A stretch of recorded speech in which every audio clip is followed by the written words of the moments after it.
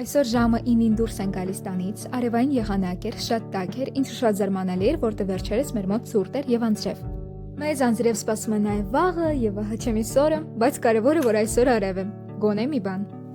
Դեպ դասի մենք գնում ենք երկրորդ ժամին, որտեղ առաջին ժամը դաս չկար, ինչպես նաեւ մյուս դասաժամերը, բայց դե ոչինչ, նստեցինք հեռախոսի մեջ, սպանեցինք ժամանակը։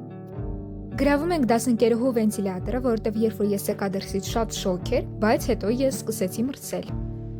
Իհարկե ամեն օր տանում ենք 700 էջանոց գիրք, որից մենք կարդում ենք 2 էջ։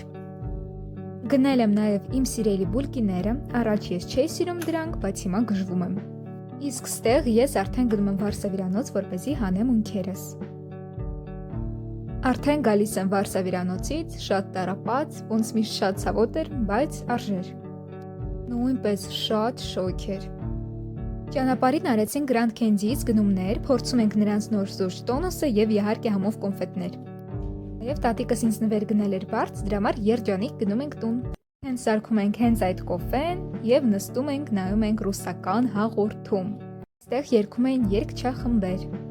Ժամը 10-ին ես հասկացա, որ սոված եմ, որովհետեւ ամբողջ օրը կերել եմ մենակ քաղցր։ Դեպ իմ սիրելի ուտելիքն է այստեղ ոսպով փլավ, ես ընդհանրապես շատ բծախնդիր եմ ուտելիքի հարցում եւ շատ բաներ չեմ ուտում։ Օրինակ պանիր, ձուկ, միս, բանջարեղենի մեծ մասը եւ այլն։ Բայց շատ եմ սիրում ինչ-որ հատիկավոր բաներ, այնպիսին ինչպիսին ոզ, բրինձ, գրեչկա եւ լոբի։ Բոլորին բարի օր։